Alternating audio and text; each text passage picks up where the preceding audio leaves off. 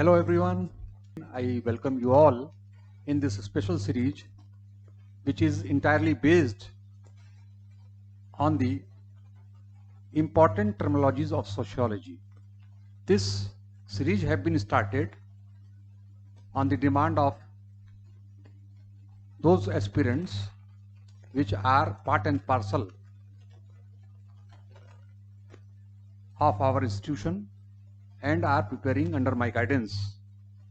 So they requested me that I should come with such type of innovative program which can help them online and which can facilitate them in this or that manner.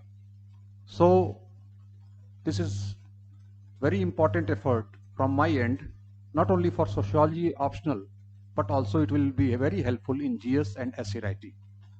So the first word which I am supposed to address today, that is the Asiatic mode of production. This is a Marxist concept and it explains the arid stagnation of the Oriental societies. One thing I want to update you, in today's official data, there are 48 countries in Asia today, according to the United Nations. So, and this term have been propounded by the Engels and Marx in 1853. So you can imagine that this data can be here or there, but I am updating you regarding the today's official data. So this is the one thing. Second thing, that this concept, the Asiatic mode of production, how it came, how it reflected between the public. There is a very popular newspaper, that is New York Daily Tribune. So a collection of articles were published in New York Daily Tribune as a description of Asiatic societies from Egypt to China. So this is the one thing, how this article was published by both the friends. Marx and Engels, they have tried to explain this concept of Asiatic mode of production by giving two theories. Number one, that was the arid condition of these Oriental societies gave rise to the need for state regulated irrigation system. This is number one. Number two, the self-sufficiency of village production in Asia explained the immutability of its social structure. You can say that there can be agreement or disagreement to the original theories propounded by Engels and Marx. But one thing is clear, why they were trying to explain the Asiatic mode by these two type of theories, the reason behind this, and those reasons can be understood when we enable ourselves to understand the silent features of these Asiatic societies. Number one, that is absence of private property. It means, according to Engels and Marx, the concept of private property was not present in Asiatic societies. Number two, dominance of the state over public. This is the very important point, that the state was the real regulation authority over its people, and not only regulating, but also state was responsible for making the arrangements such as irrigation. When you see the agricultural segment, the irrigation is still today a major part of the agricultural demand is fulfilled by the state. Third, a self-sufficient village economy. As Robert Redfield have described the four important features of the Republic village. So Engels and Marx were confident that these Asiatic societies are having the self-sufficient village economy. The fourth, the absence of autonomous cities, as the European countries were having some few cities, autonomous cities. In Asiatic societies, such type of autonomous cities were not present. Next, the unity of handicrafts and agriculture. And last but not least, the simplicity of production methods. You know that industrial revolution took place in England, and after a long period of time, it arrived in the Indian context. When you see the in Indian industrial context, then it arrived after a long period.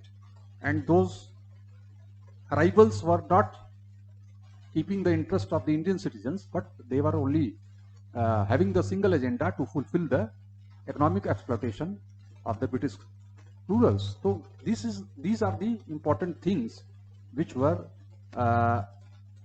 described by the Engels and Marx. Discussing these important features of the Asiatic societies, Marx have argued that because of the absence of the private property, as I told, in Indian context, you see, when we keep this entire theory as it is to test what is empirically true, then you can say that in Indian context also it was not entirely empirically true, contextually true, or theoretically true, because at that time, in this or that form, the concept of private property was lying in Indian society.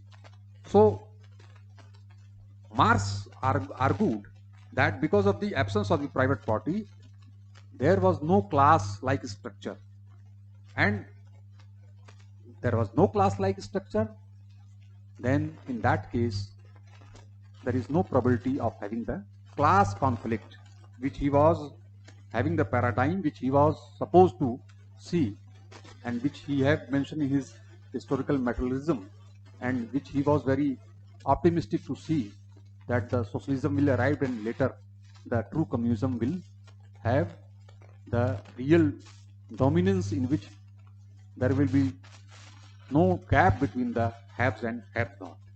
So, because of not having the class-like structure, so Marx was clear that the transformation of these societies. Now, you see, here one thing is very important to understand. If, according to Marx, these Asiatic society in which India, China, Japan, Korea, these all are the Asiatic societies. So, if these societies are not having class-like structure, then which factor will be responsible for bringing social change in Asiatic societies? So Marx was of the view that the transformation of these societies was brought about by colonialism, because capitalist exploitation introduced private property in land and hence class relationship. Though this concept have given rise to considerable dispute, because within and outside Marxism, some critics have claimed that it was neither important nor consistently used by Marx and Engels.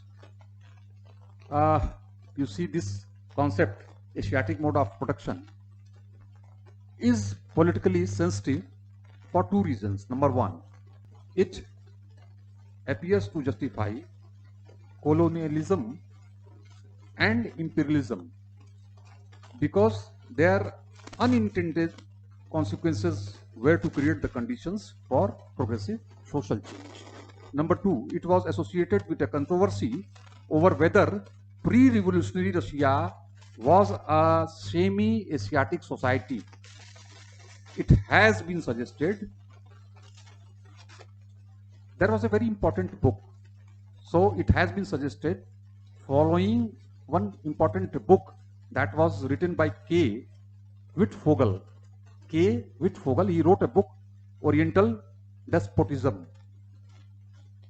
He wrote very important line, and that is very important to understand this topic also, that Russian communism reproduced the social sternness and despotism associated with the Asiatic mode of production. So this is very important, and you should know this. So this is the entire condition by which you can understand what was the real perception behind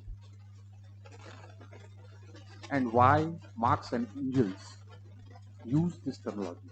I hope in nutshell now you have no doubt regarding this term. Thank you.